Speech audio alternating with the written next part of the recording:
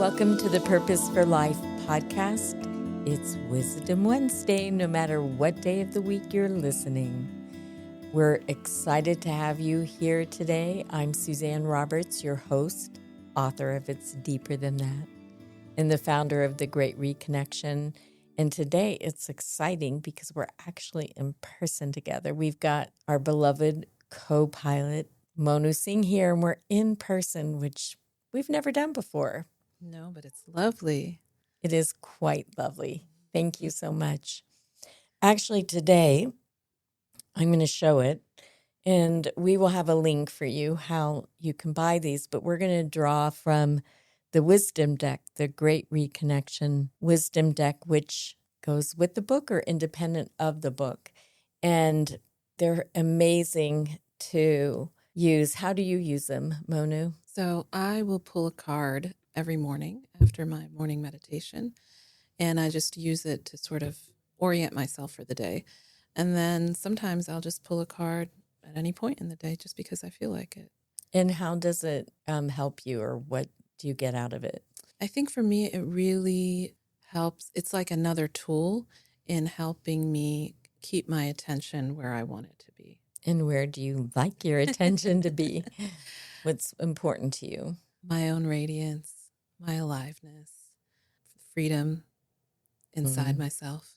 We're in alignment with what our operating system design is for us as human beings, with the battery operating as a way for us to reconnect and remember to the truth of who we are. So we always start with that as human beings, we have a soul, or our soul consciousness, which is a drop of the source of life for all of creation, for that eternal ocean of love. And all energy has to move between poles. So we say our soul is a positive pole, and the material world or form is the negative pole, not negative meaning negative, but just charges, and that the soul sends through form in order to remember itself. And the pathway of reconnection for us is to work towards our mind becoming more of a neutral vessel rather than a dictator and controller, so that the soul, which is the positive pole, can be our inspiration and our guidance instead of the mind becoming the positive pole. So we're actually supporting the mind becoming more neutral in order for our soul to become our guidance, which is a very different way to live. And then when we're here, we can, while we're functioning in this world and taking our actions, we can also remember the truth and radiance of who we truly are, and that which goes with us, or we go with when we die. So we're going to reflect on a card here today. And the card that came up today, which is quite beautiful, Raiden Gibran picked these designs. Be guided and informed by your deepest self. We were just really talking about that. What is our deepest self? It is our soul consciousness, and that deepest self can guide and inform us. So let's see what it says on the back. You are invited to choose your soul as your positive pole, your North Star. By doing so, you honor the power of your soul as a drop of the eternal ocean of love. The wisdom and guidance you seek is available through your deepest self, connected to the source of life for all of creation. Awaken your inner listening. Follow the impulse of life guiding you. You are already whole and holy. It is time to return and remember the truth of who you are as your guidance. And it's so interesting because we're in the middle of the Great Reconnection Signature Leadership Program for soul-led leadership. And today our focus was on humility. Humility as an aspect rather than diminishing ourselves, but humility being a gateway to the power of what this card is talking about.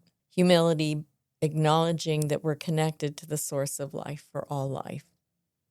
And that creates a humility to acknowledge that I'm not generating this life energy.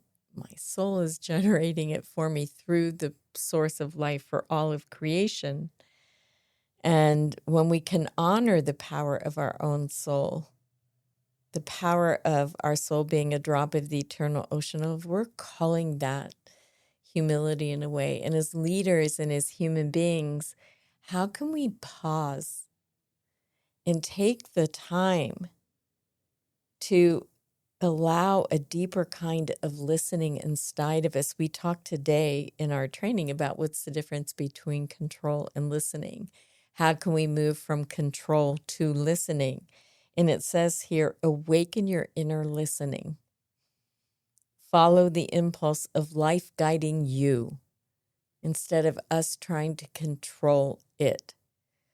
So what does it mean to pause and take the time to become receptive, to listen inside, tuning in a way and just interrupting our habits, our reactions, our ideas of what we think it's supposed to be or how it's supposed to be, or pushing our own agenda or trying to control the agenda, and coming to a place of, if I take action, do it from a place of just taking action and not controlling the outcome, but letting the outcome be revealed so that we can learn and grow.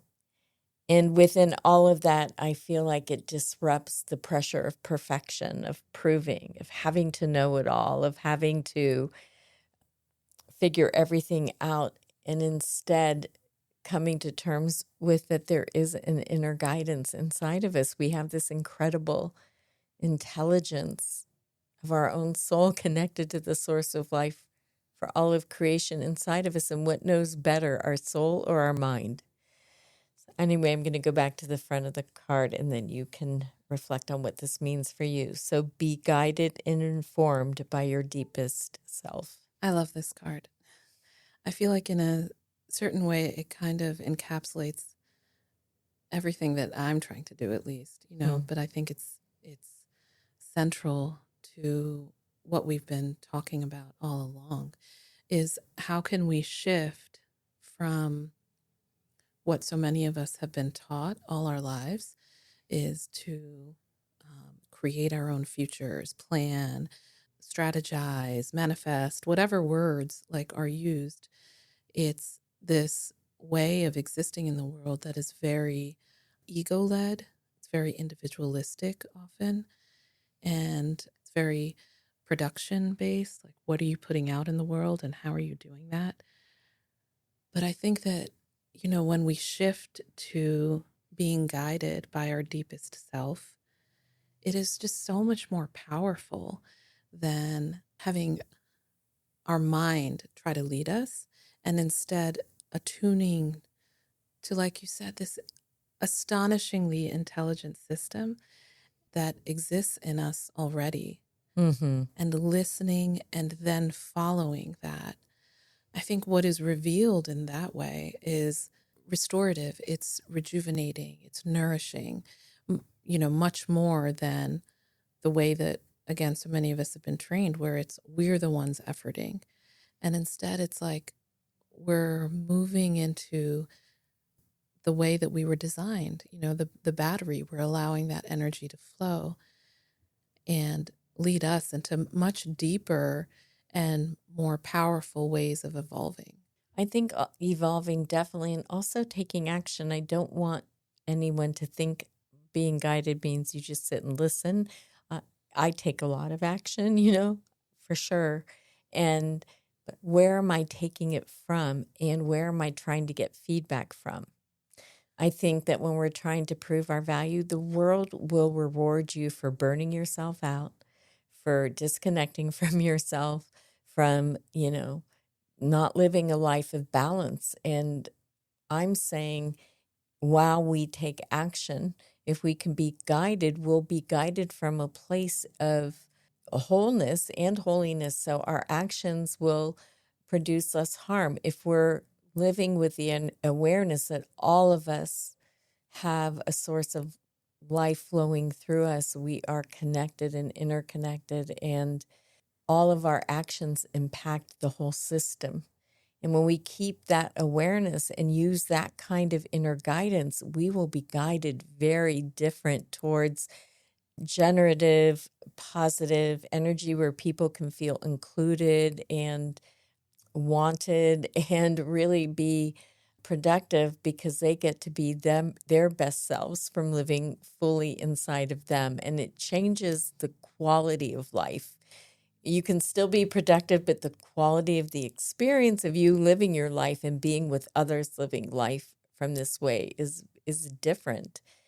Yeah, and I think listening to people that are in the training right now, which you're partaking in just today while we were talking about this, hearing people say, I'm pausing and asking the question, is this soul inspired action, or what is required of me here? And not just being a producer, but being a generator and including their own selves in there. So their own radiance is part of it, that they're actually fully engaging the power that's inside of them as they're taking action as leaders in this world. Yeah. I mean, you took the words right out of my mouth. It's like, in taking action in this way, you are included in that process. Yes. You're serving life rather than serving a system of production that doesn't really need or want you and actually functions better when you're not present and listening to the truth of who you are.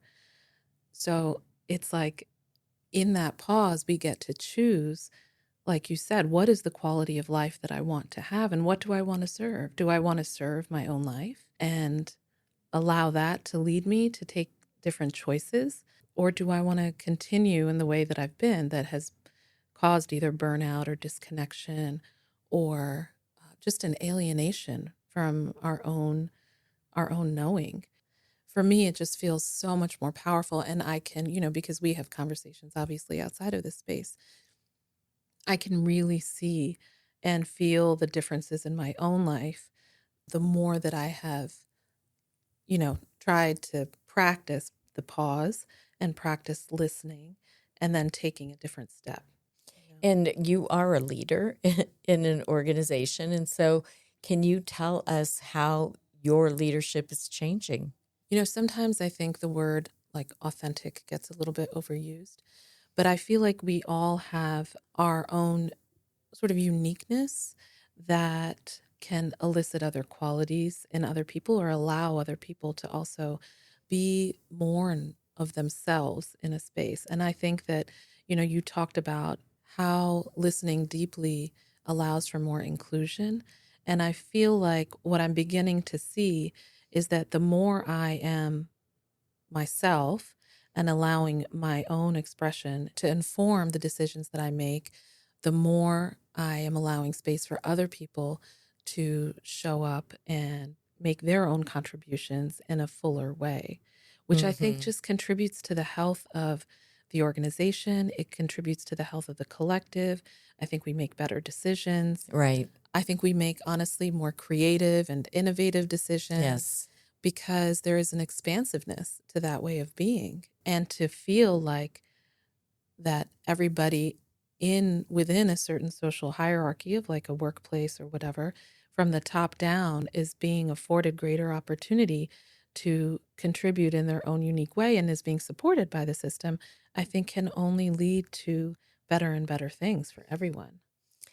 I agree. That's why the Great Reconnection soul-led leadership is launching, because I believe everything that you're saying, that organizations and communities can live vibrantly with the knowledge that we're interconnected, and people can be engaged and have self-care while they're being active and generating great results without becoming producing machines, that cause disconnection.